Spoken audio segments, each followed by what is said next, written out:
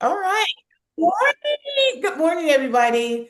Oh, we are so excited. We have the fabulous Dr. Michelle March with us as guest today. Hey, Michelle, how are you, girl? Wow, thanks for having me. Oh my gosh. When I read your background and Jamie sent it to me, I'm like, yes, we have to have We her. gotta get her. Yes, This woman is banging. She has it going on. she does. She's up in the Chicago area, and I am just loving that. With a lot of things that Jamie and I have planned for the year, this is going to be awesome. Yes. Yeah, you're one of the ingredients to our AI pie and executive president's pie, and I'm making a pie for everything now. So let's get started. Mhm. So today, again, we're going to be with us is Dr. Michelle March, and the theme of our show is psychological safety, what it really takes. I'm Dr. Marilyn Carroll, and our co-host is Dr. Jamie Chesler. And so here we go. We're going to get started.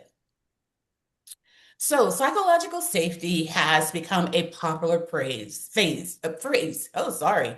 But today we want to explore what it actually looks like when it's present and when it's not. So, Michelle, from your perspective, when you hear psychological safety, what Mhm. does it mean beyond the buzzword? So, Marilyn, when I hear psychological safety, I think less about comfort and more about permission to be human, really to be able to think out loud, being able to make mistakes, challenge ideas without fear of punishment or humiliation. And beyond that buzzword, psychological safety is what I look at as that felt experience, that my voice matters, and that my dignity won't be comprised if I so choose to speak up honestly.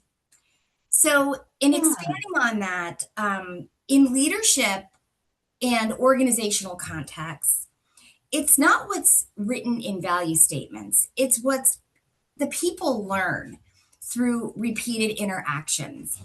Do ideas get explored or do they get shut down?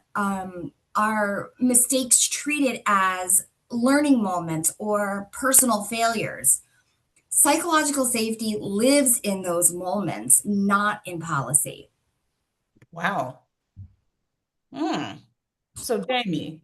Yeah, I've got a question for you, Michelle, because that was pretty deep. I love that. I love the human aspect of it. I love that you put it in the context of leaders and organizations. But, and knowing that you also are a clinical psychologist, was there a moment in your clinical or even and I know that you also do leadership development, Mhm. either in your clinical or your leadership work, when you realize just how much psychological safety can shape behavior? Yeah, absolutely. And I would really like to take a moment to reflect on that, Yeah. how that fundamentally changed how I think about leadership and change.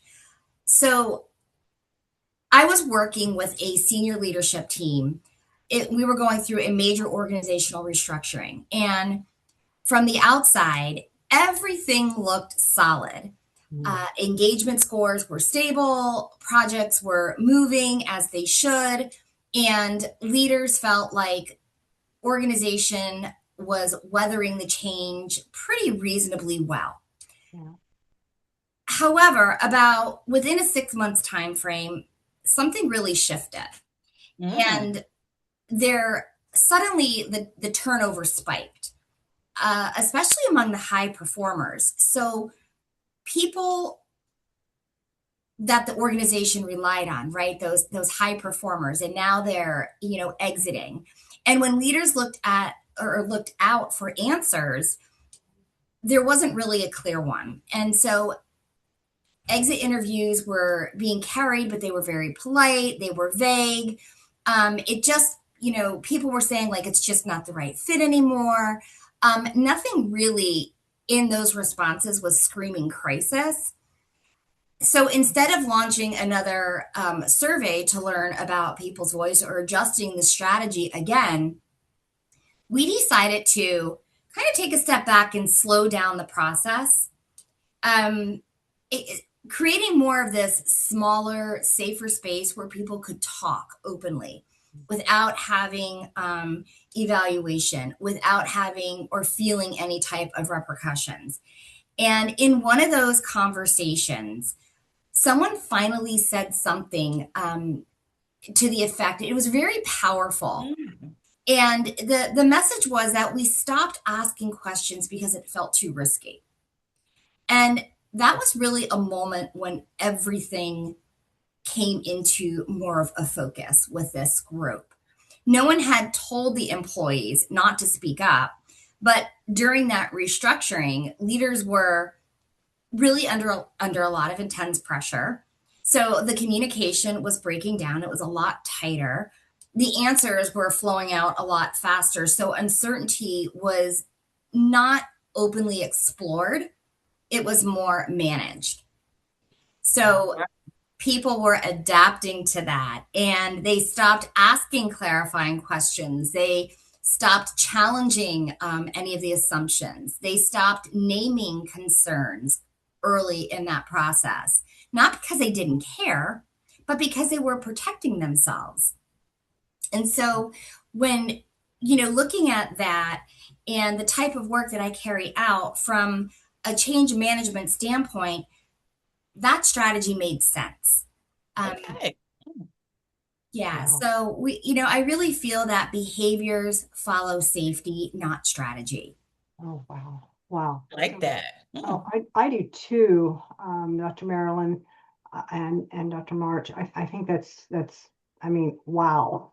You really gave us a broader perspective and a lot more deeper insight from an actual lived experience that you've actually gone through with supporting an organization and their leadership. So here's the twist from what I'm hearing and what I'm understanding is psychological safety. It isn't just about comfort. It's Mhm. about clarity, right? Giving people their voice.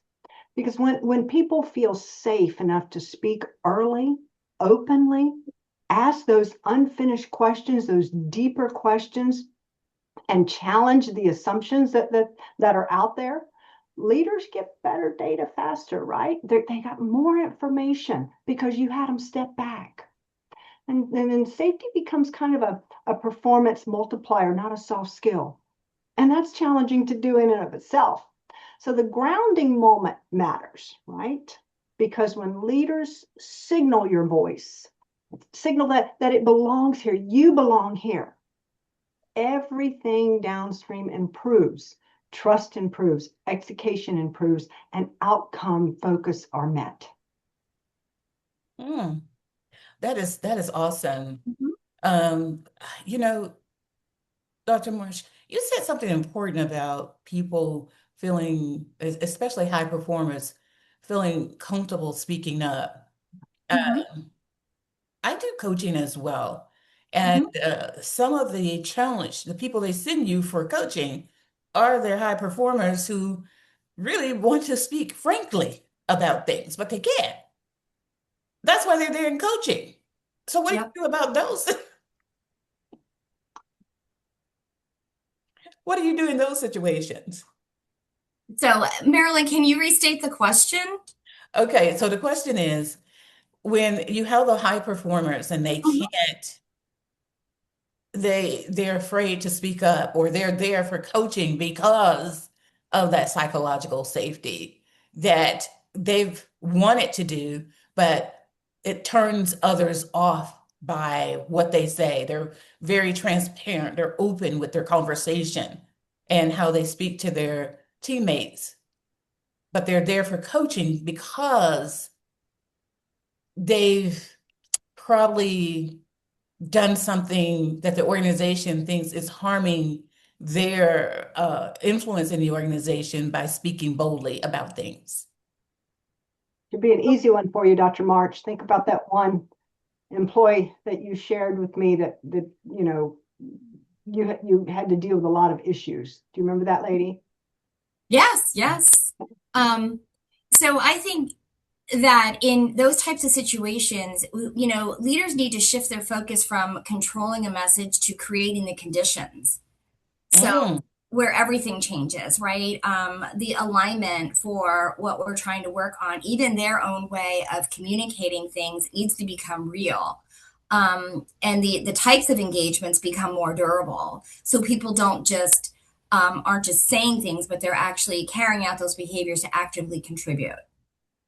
awesome, awesome, awesome. This is a fascinating conversation. It is. Are we ready to move on? Yes, let's go on. Let's Want go. to I'm talk about sorry. what psychological, I mean, we've been talking about it with our audience, and it's an incredibly important topic, especially when you're focused on leadership and in the context that we've been discussing it. But thinking about what psychological safety is and what it isn't, because I think there's a disconnect in that understanding. So let me kind of ground us for a moment in what psychological safety actually is. And Dr. Marks, since you're the expert in this, just let me know if I go down an incorrect path, and you can straighten me right out here, because I know you will, working with you for so many years. But psychological safety means people believe they can speak up. That's what you just shared earlier. Helping your clients, helping those employees feel, especially the high performers, like they have an opportunity to share their voice, and there's no retaliation. They feel they can ask questions, they can admit when they make mistakes, and challenge ideas without fear of embarrassment or punishment.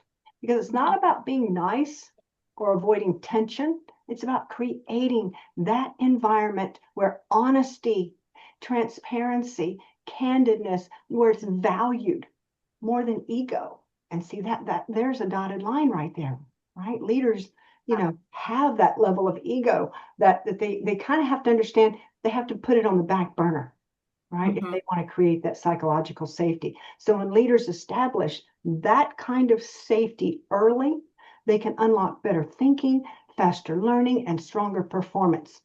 And Dr. Marilyn, I'd love for you to build on this, especially how leaders can signal psychological safety in real everyday moments, not just in mission statements, because we all know the mission statements, right? Mm-hmm. Yes, ma'am. So, Dr. March, you want to go first? Sure, absolutely. So, Jamie, what I'm hearing you ask is kind of working off of what we talked about psychological safety is, but now looking more of what it isn't.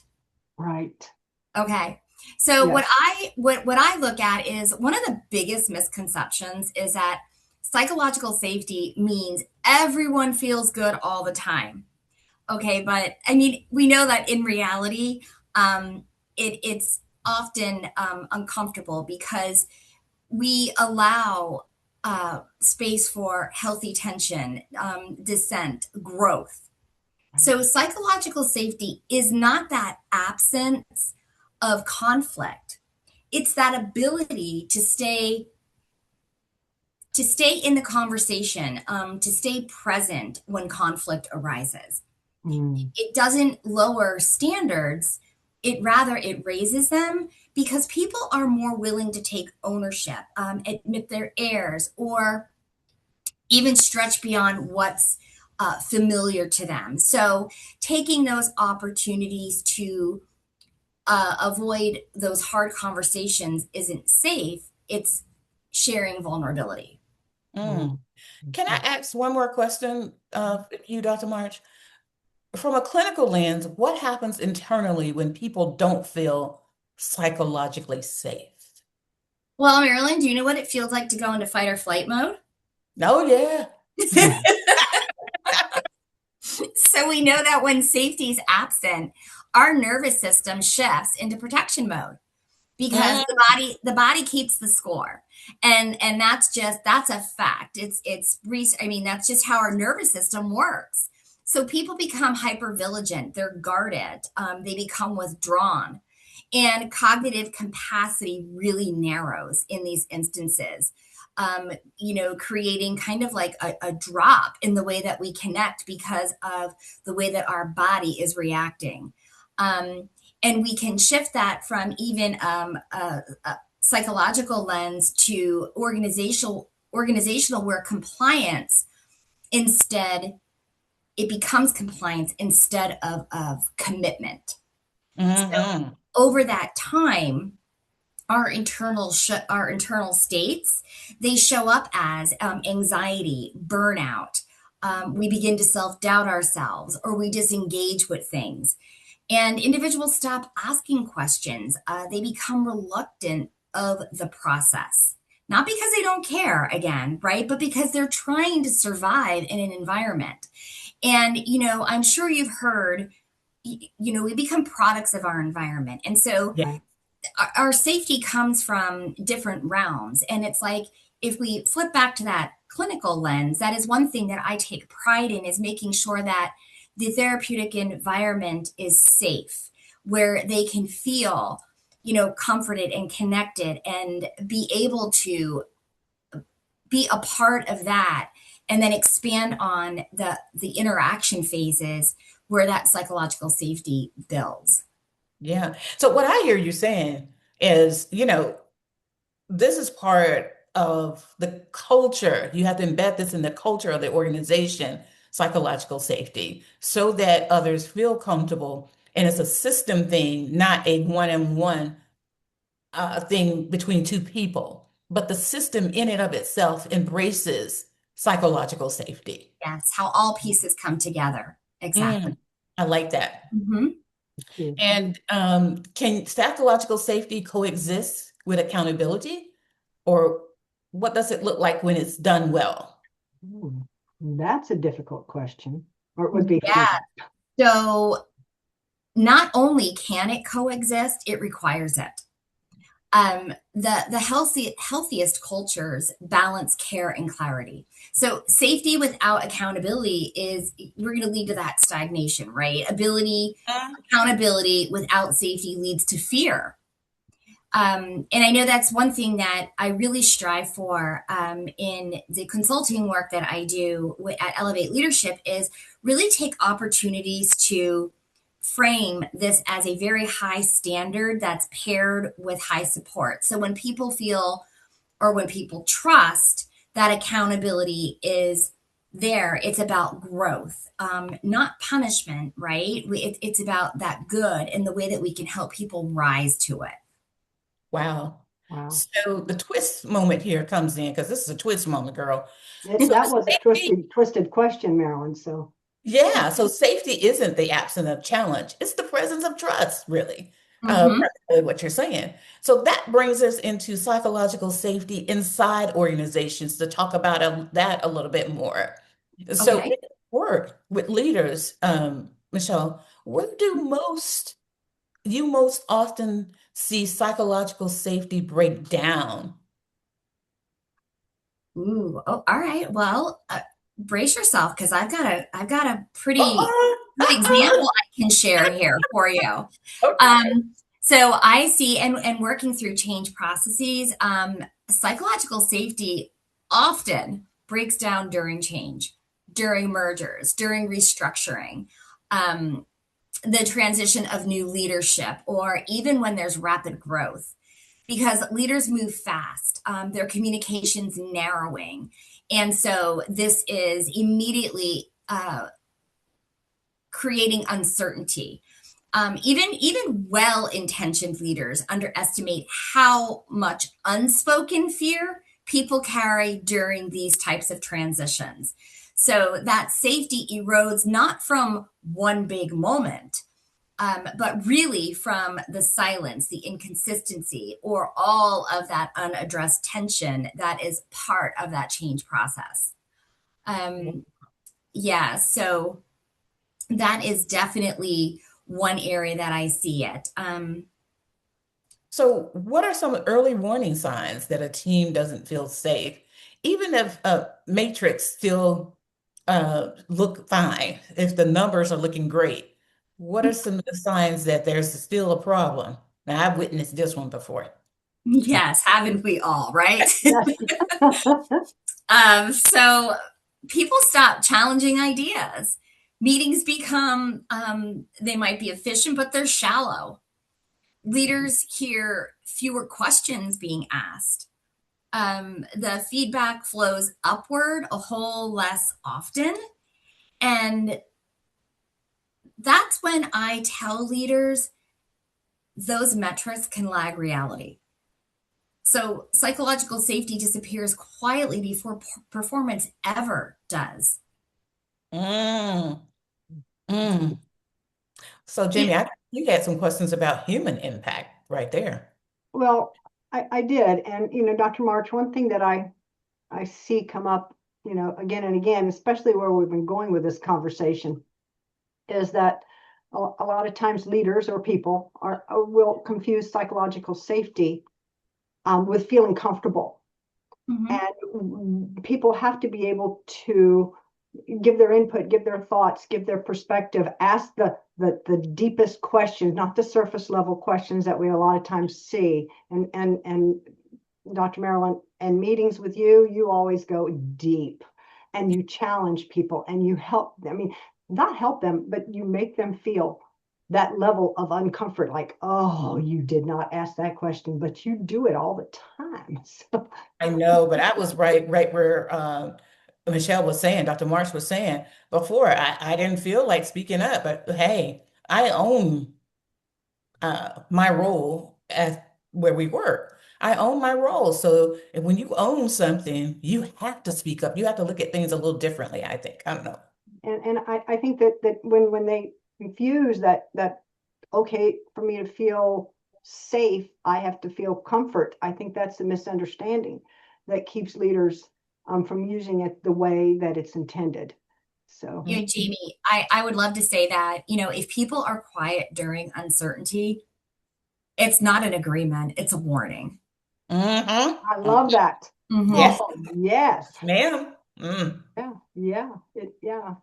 And I think what's actually happening at least internally with people when they're quiet during these periods of uncertainty, um, is that they don't feel safe enough to speak up. It's more of an internal cognitive emotional thing that they're experiencing at that time. And how do we get that comfort level where we feel that we can speak up and ask those deep questions without the perception or reality, because we've seen it, that how others perceive us could change, and we don't want that to happen. So we stick to being quiet. We stick to asking the soft questions just to get our voice heard at times, because that's important too. But having the courage to speak up and ask those deeper questions, I think that's the biggest challenge for leaders, to be able to provide that type of environment where everyone does have that feeling of being safe. Jamie, I'd like to throw something in there. It's like we talk about psychological safety and asking right questions and so forth, but do you think that the psychological safety, um, we should feel like maybe people don't ask questions for another reason, right? Or they're asking questions because they want to be noticed, and they feel that that's the only way that they're going to Mm. be noticed within their organization. And to me, I look at that and I'm like, is that safe? Probably not for them. I mean, asking questions just to get noticed, that there's no substance to the question, and it's like no pointed direction for the reason for it, for that question. Then I think that they're doing it because ego's there, maybe because they want to be seen and heard, because they think that if they do, the leaders will hear them or give them the opportunities that they're looking for in the organization. When in essence, stay quiet or do your research and come prepared with some good thought-provoking questions would be more of an Wow. advantage. But how do you create that environment? And especially when there's a transition of leadership and feeling that sense, okay, we had that level of trust with the prior leader, maybe we did, maybe not all, but then when we've got a new one that comes in, how do we develop that? I mean, these are rhetorical questions, but I Right. would love your input. How do we get that feeling that we're comfortable again to be the way we were prior to the new leader coming aboard? Well, I think it went back to what Marilyn had said earlier, and really the culture, right? Hmm. And now it's a time for a rebuild, and it's up to the leader in terms of the initiative that they take in doing so, and recreating that environment where people feel safe and connected and want to openly share their voice, not doing it because they feel they have to so that they're seen. So it's like, don't forget about me. Like, I don't want to lose my position, right? If I don't do this, but people are openly and willingly doing things because they feel safe and connected by the environment that was created for them to function in. So allowing Wow. them to Wow. feel safe enough to show up honestly, right? To think Mhm. out loud and to share candidly their thoughts about whatever changes or what's happening in the organization as it may impact them or their team or the procedures or whatever it is that they're working towards or what the organization's goals are. Well, Well, just to bounce back really quick when we talk about metrics, right? Like there could be a All the shift in time. metrics. And right away, it's, look at the numbers. But I find that there's leadership that doesn't take the initiative to learn as to what altered that. What's going on, right? Do they know their employee well enough? Do they know there are so many factors that align with why metrics could change, right? And Right. mhm. and at the end of the day, if an individual is meeting their behaviors and they're in alignment but their metrics still changed, well then what is that disconnect? Does it necessarily mean that that person and their way of coaching, teaching, counseling, whatever it might be, altered? Or was there perhaps another reason for the turnaround in the metrics? Wow. There's another deep Woo! one. Oh my goodness. Oh, I'm just like, ooh, my coffee. I think I've totally lost where we were because Okay, that you was deep. okay. You okay. This is that twist moment I think that we're coming up on. This is a big twist here. Yeah, So this is where people start blaming themselves instead of the system. exactly. Exactly. I love that, Michelle. I love it. I'm calling you Michelle because I feel like I've been knowing you forever and a day. That's quite all right. Marilyn, I'm right on there with that. And Jamie, Dr. Chesler, you're Jamie now. So here we Yes, yes. Well, I was considering our audience out there so they really could understand who we were and that we do have the credibility to be able to speak on this for them. And, are we ready to move into kind of talking about leadership, power, and responsibility? we are, because I still have so many things. I think this one is going to deserve an article, Michelle. This topic, I think it deserves an article. But go ahead. Okay, well, I just want to pose the question again because this is our opportunity to really get Michelle's perspective and her expertise. So I really want to kind of push this a bit for leaders that are listening. Clinically, how does the absence, and I think we may have touched on this a little bit more, but I want to really dive into it a little bit deeper.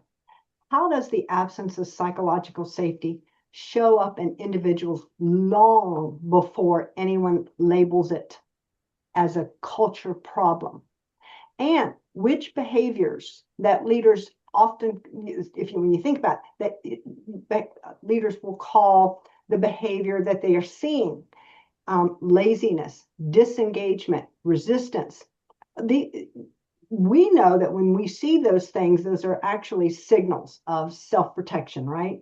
People conserving energy, withholding voice, or staying silent because it no longer feels safe to engage. So if you can share with us, how does the absence of that psychological safety show up in individuals before we can even label it as a cultural problem? um self-blame. Self-blame. Maybe it's me, maybe I'm not cut out for this. It's the Oh, whole internalization, which becomes very damaging and it's extremely unnecessary, but it's the breakdown, right? Like where do we go first when things aren't feeling safe around us? Right away, it's like, what did I do? Right. Yeah. And many times we can reflect back on what we were talking about earlier is in terms of, you know, going into that fight or flight mode. How does the body keeps the score? It takes us right back to that whole, even if it's in an organizational context, you may have experienced things enough in your own life Oh, where I've experienced this. I've experienced this. And you're taking that blame, you're feeling it. And so then when you Mhm, transition and you're trying to grow yourself, right away, the first defense, right, is that you're mhm, coming back and it's like, well, what did I do? Didn't I do it Hmm. right? Was I not supposed to do that? Was, mhm. and that's that whole where we go into that fight or flight mode because our nervous system remembers all of that. And Yes. it takes us right back there. Wow. Wow. Wow. Wow. Wow. Oh my So goodness. Deep, uh, deep stuff. I think Jamie kind of went back, but I'm going to go back to this one, leadership, power, and responsibility. And how does positional power, even with good intentions, ultimately erode psychological safety? As well as what responsibility do you see leaders carry that others don't when it comes to creating safety? Okay. I think that when we look at positional power and Mhm. how it unintentionally erodes psychological safety, is that power amplifies the impact. Um, Oh, and that whether leaders realize that or not, a it could be a casual comment, a rushed response, visible frustration can shut down dialogue instantly. And mhm. leaders forget that what feels minor to them can actually feel extremely significant to others. So intent doesn't cancel impact. Mm. Oh, I love that. Intent doesn't cancel impact. I love that. Oh, oh my gosh. Girl, this is powerful stuff here. Mhm. So, Michelle, what is one leadership behavior you see repeatedly that damages psychological safety without the leaders realizing it? Or did I just ask you that? No, no, no, we haven't asked that one. No, no. But I would say defensiveness, where Mhm. they're explaining instead of listening. There's justification instead of getting curious about why or what has changed for those metrics to alter, per se, right? Like Yeah. you have to be curious instead of just explaining or telling somebody to fix it, right? You need to be able to really listen to understand. Mm. Yeah, What's one behavior that can immediately begin to restore it? that's a good one too. On the flip side. And I think you just mentioned it, I, Michelle. I would say owning the impact, right? Like perhaps you would say like, I may have missed something. Can you tell me more? That single sentence can actually reopen trust. So Mhm. our leadership maturity really shows up in repair and how we can repair things, not in a sense of perfection. It's what we Wow, can do to rebuild those relationships, understand each other. that's awesome. So Yeah. that twist, you named it already, Michelle. That's where leadership maturity really shows up. And Hmm. I think leaders have to hold themselves accountable by understanding first themselves Hmm. That and what's that's the key, happening Marilyn. around. Hmm. That's the key. Yes. This lack of self-awareness. Yep.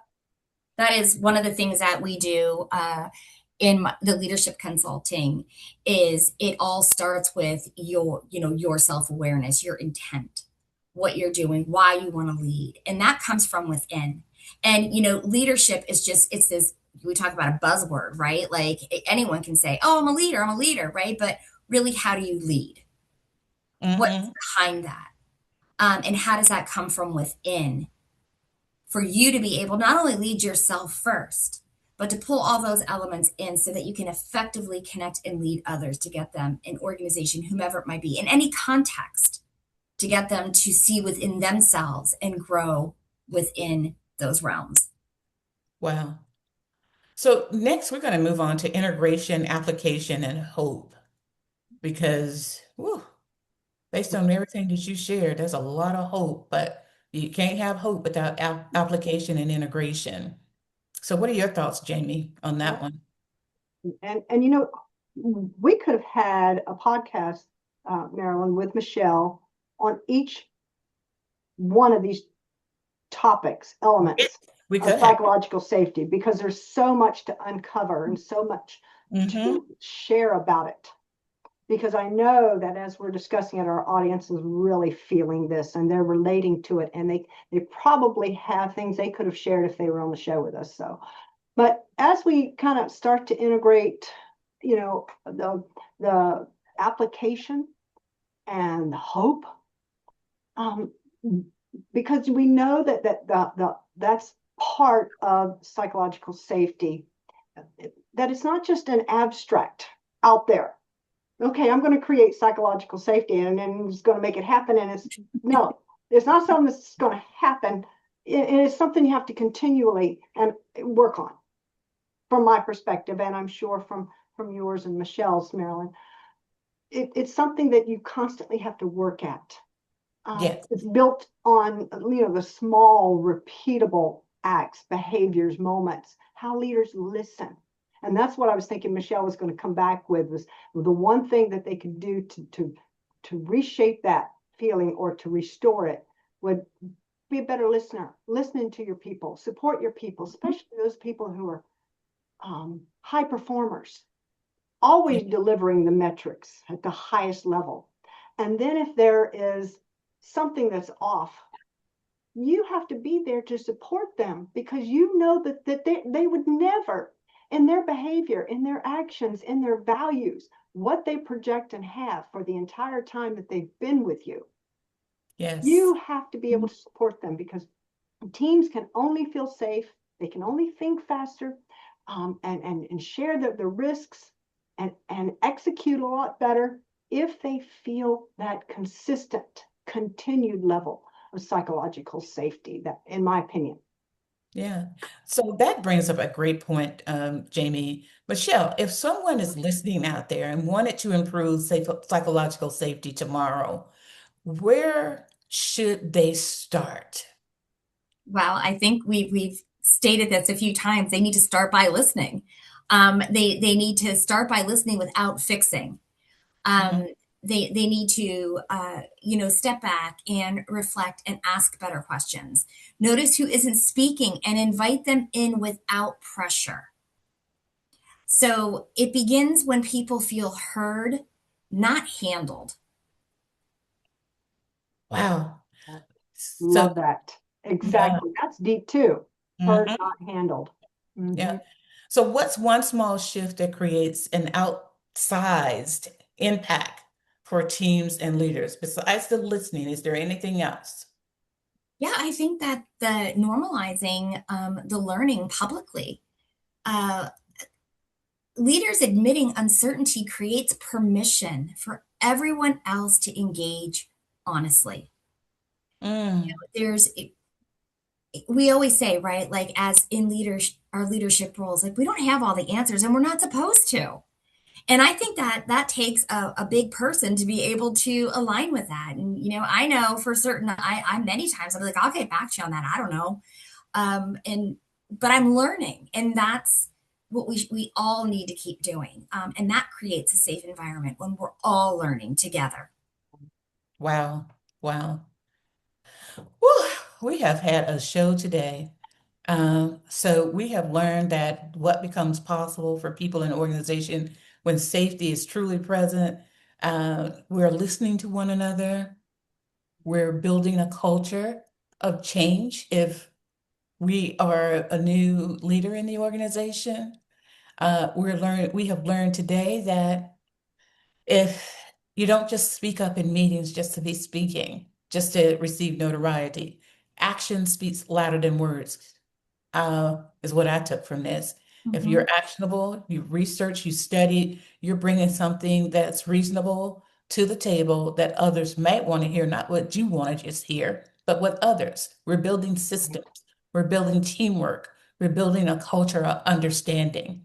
And in order to do that, we all must think and understand who we are from a psychological standpoint and what role we play in our own self-leadership and Exactly. the systems we find ourselves operating within. That's what some of my takeaways from there. Jamie or Michelle, what are your thoughts? Do you want to go first, Michelle? Sure. Just kind of going off of what you just said and all of the different elements, that I engage with, whether it be in my professorship or clinical aspect or leadership, is that, there's change in everything. And we go through change processes, but when we look at it from within us, right? No one can change us. We work to change ourselves. And so when I think of all of this and what becomes more possible when psychological safety is truly present is allowing us to bring our full self, our intelligence, creativity, authenticity, humanity, whatever it is, building up our resilience and adaptability to align with whatever changes or are going on, to have that sense of safety. But change stops feeling like something is done to people and it starts becoming something created within them. And that's really important. Yeah. So, Marilyn, are you ready for me to close this out? Yes, ma'am, I am. All right. So I first want to thank you, Dr. March, Michelle, and Dr. Marilyn, for such a powerful and this really, really deep human conversation that I hope our audience will appreciate. Because what stands out is this: psychological safety, it isn't created in those grandiose gestures. It's shaped quietly within those everyday moments that we get opportunity to experience in our leadership role. So the invitation, I think, for each of us, all of us here and our audience listening, is to reflect: where might your response, your silence, or your assumptions be shaping the level of safety around you? Because when leaders choose reflection over reaction, they don't just change conversations, they change cultures, right? And that's where the real performance and real possibility begin. Thank you. Thank you. Thank you, guys. Thank you, Dr. Michelle March.